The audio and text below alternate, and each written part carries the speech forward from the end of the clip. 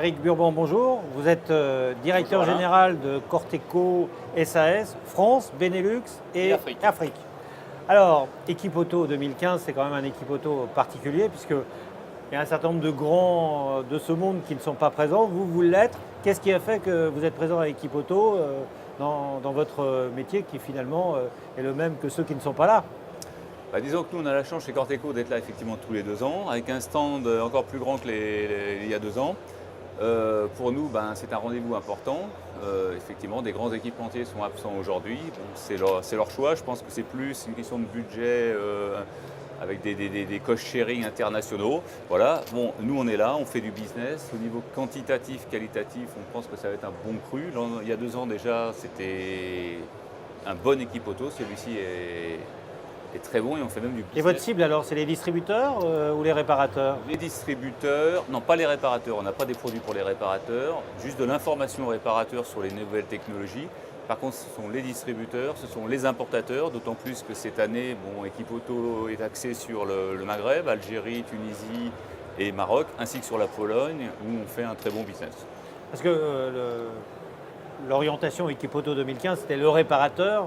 Et à votre place, là, j'avais un réparateur l'autre fois qui me disait, finalement, ce qui est aujourd'hui à Équipe Auto, le matériel de garage, l'équipement d'atelier, l'information technique sur les stands des équipementiers mécaniques, on va dire, c'est exactement ce qu'on vient chercher. Donc, ils sont demandeurs d'informations techniques. Donc ça, je pense, ce sera après-demain, samedi, où on aura une journée dédiée pour le réparateur.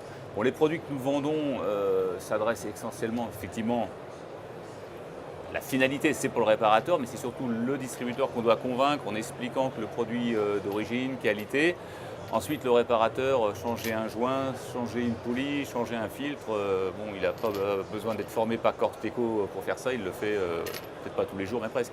D'accord. Alors, pour le réparateur, vous êtes participant à l'initiative de la FEDA qui est FEDABOX pour le filtre à habitacle. Complètement. Qu'est-ce qui vous a incité à être un participant actif à cette initiative?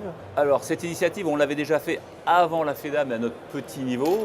On a vu d'excellents résultats. Quand la FEDA a décidé de lancer cette FEDABOX, tout de suite, on a adhéré à ce projet.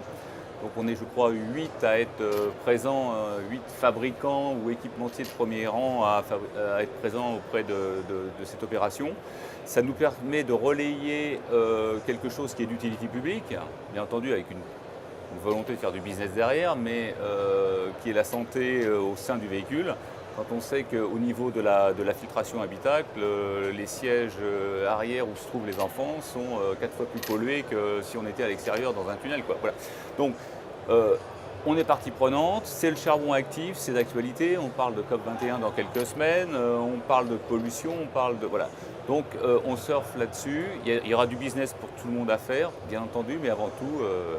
protégeons nos enfants. Alors comment ça se passe concrètement? Parce que c'est vous qui relayez auprès des distributeurs et des réparateurs, la collective, et par rapport aux organisations commerciales, comme les groupements qui ont une politique aussi en la matière, comment vous faites cohabiter ces deux actions commerciales, celle des groupements ou des organisations commerciales et celle de FEDABOX? Alors la FEDABOX, nous déjà, ce que l'on a fait, c'est qu'on distribue directement les FEDABOX auprès de nos distributeurs. On les accompagne, pas toutes les semaines certes, dans les garages pour expliquer un petit peu ce qu'est le produit, le poster, les leaflets, de façon à attirer le maximum de business derrière.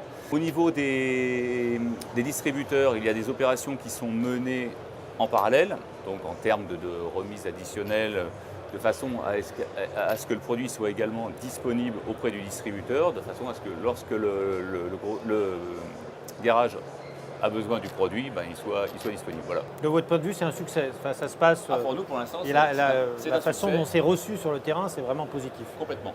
Et ce type d'initiative, de collective, quelque part, vous pensez que c'est le rôle de la FEDA de faire... Complètement. La FEDA n'a pas un rôle commercial à faire, mais par contre, elle doit justement...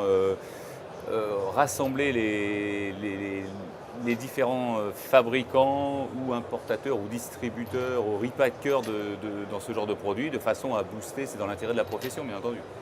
Alors il y a un autre sujet qui vous tient à cœur, c'est la poulie dumper. Oui, complètement. Alors la poulie dumper, aujourd'hui, on s'aperçoit que de plus en plus les véhicules sont équipés de stop and start. Bon, Qui dit stop and start dit que le véhicule s'arrête beaucoup plus souvent, redémarre. Donc la poulie damper est un produit important qui a une durée de vie généralement aux alentours de 50 000 démarrages. Avec le système stop and start, c'est 500 000 démarrages. Voilà. Donc va se trouver d'ici peu de temps sur le marché des nouvelles poulies, donc un business supplémentaire pour le distributeur,